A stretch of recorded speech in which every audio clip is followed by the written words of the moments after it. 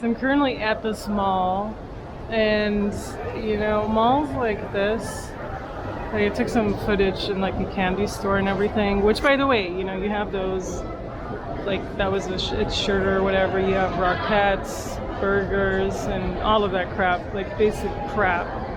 But all of this just really reminds me of what's wrong with America.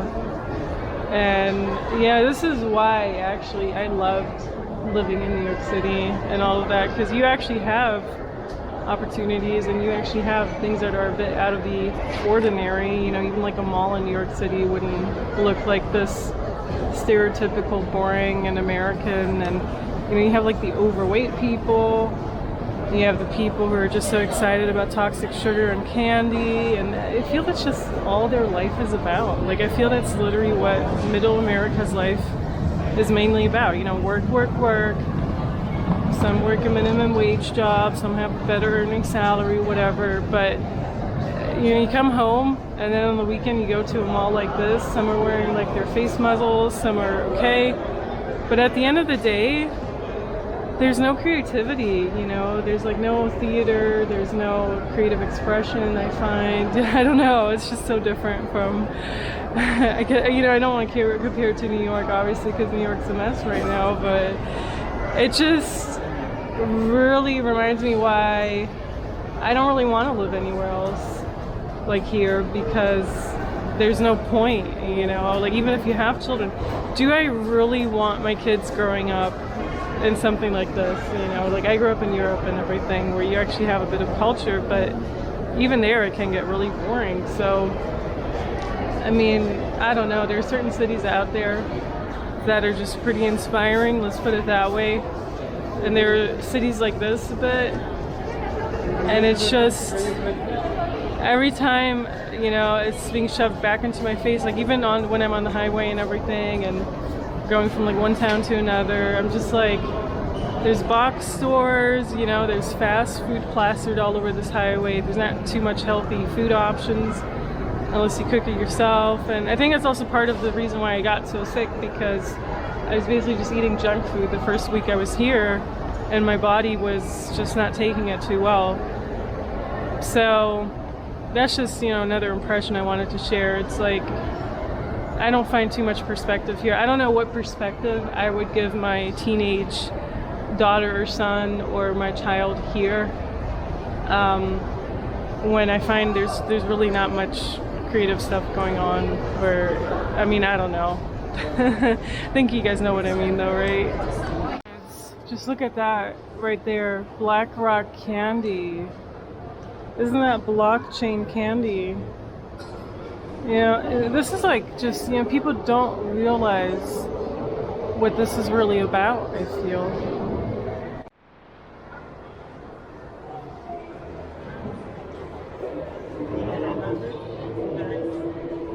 I mean, you just gotta imagine this. First of all, we have Black Rock candy, which is basically a blockchain, right?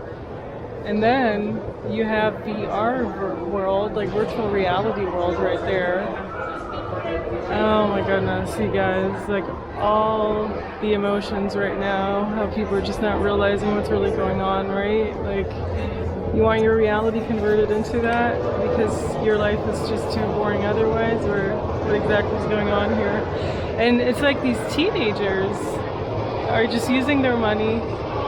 It's not that much, it's like one is 10, two is 15, so it's super cheap and everything, but they're just using their allowance money or whatever to basically escape reality and be in this virtual reality. And just imagine them doing that like every weekend or so. I mean, come on, is this what you really want teenagers and children to turn into? Or, I mean, is this really what you want the world to turn into? You just gotta ask yourself that right now, right? It's triggering because this is how it starts, like in these boring towns of America, like Texas, Florida, maybe Connecticut, maybe like all along the East Coast too, but this is really how it starts. I don't know, you guys. I always find it so interesting that the more you go into the downtown area of this town of San Antonio, the more messed up the people are. Like today. And you know, I have to say one thing, I'm not super impressed by Texas winter weather so far. Was a bit disappointing to me. Thought it would be warmer, and I do think they might have snow in February again, so I'm definitely not going to stick around for February. See that happen with like the lack of proper heating that's kind of going on in the state. Well, I mean, it's more, you know, everything's like tied to the electric network, so if that's down and people don't have a generator, I'm not sure what's going to happen. But yeah, you know, it's been strange. Like some days have been really warm and other days more like this where you would actually even almost need a hat. So weird. But yeah, that's just another impression right now.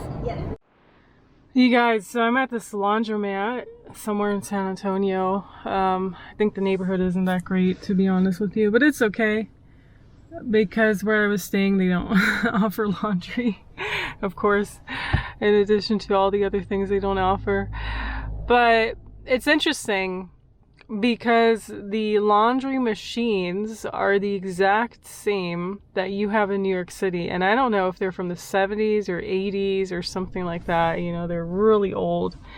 And I think it's so fascinating that you have the same machines here in Texas in a random easy wash laundromat, right? It's just a chain or whatever. Than you have on the East Coast in New York City. And this is just such a Matrix moment for me right now. It's like, wow, we're all like stuck in this false Matrix, or in this Matrix overall. Laundry machines look the same all over the world almost, you know. I mean, they look a bit different in Germany, don't get me wrong, but you know, they look like the same all over the US and everything, maybe even Canada, and it's so strange. It's like the strangest moment ever. I just want to say, you know, it must be so tough here for people, is what I'm noticing. So you have a lot of Latin people here and everything, you know, the Latin community is huge, obviously. Like, I didn't realize how much the Mexican culture is here, like how prevalent it is in everything in Texas. You know, they have like entire grocery store aisles just for Mexican food and everything too. And you know, people are talking about a culture shock. Like yesterday I was in a ranch and the guy was actually asking me, did you have a culture shock when coming to Texas, you know, because everything's so big and everything. And at first I was like, nah, I don't think so. But the more I'm thinking about it, you know, I've been here for almost 2.5 weeks or whatever at this point.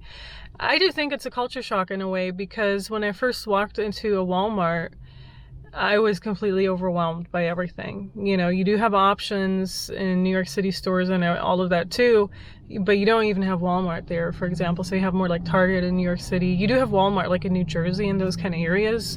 And, you know, obviously I lived in Florida, so I've been to Walmart before, but it is a huge culture shock actually, because just the amount of things that they have here, it was overwhelming. Like I had to ask a lot of employees, where's this, where's that? And, you know, some people are like, I don't want to support Walmart because of the way they treat their people. So they have other stores here too, like H-E-B, which I think is a Texas grocery chain or something. I don't know. So, but every store seems pretty overwhelming so far. And the Latin culture is very present here.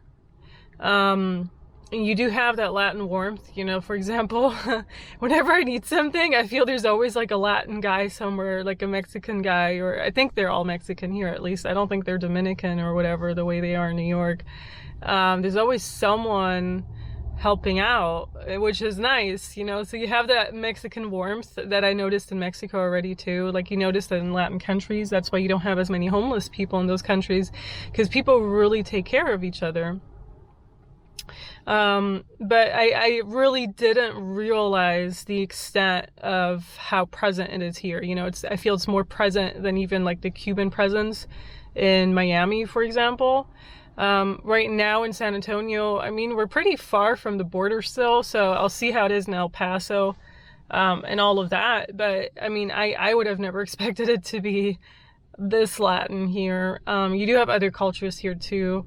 Like the first night I was walking down the Riverwalk, and you know, you had, I think they were tourists though. It was like Indian, like actual from India. You know, people probably from California is what I'm guessing, because they spoke English without an accent and everything. So you had that. Yeah, pretty much everything. You have black people, white people, all of that. So it's strange. It's been like a strange experience, I'm not gonna lie. All right, so today we're gonna watch another movie because there's not really that much to do in town right now when it's cold, and I want to take advantage of being able to watch movies without discrimination. So we'll see what we have. The Matrix movie was really, really good, and I might watch it a second time too. Maybe more when I'm somewhere else though. But yeah, gotta take advantage of normal life. Hi guys, so finally here, the last day in San Antonio, or rather the last night. And today it's actually extremely hot, like really, really warm for January. Almost as warm as the day when I first arrived here. That was around New Year's Eve. And yeah, so I don't know, it's like 20 something Celsius, like in the 70s or whatever. But so yeah, final impressions of San Antonio. You know, people are really nice in Texas in general, it appears.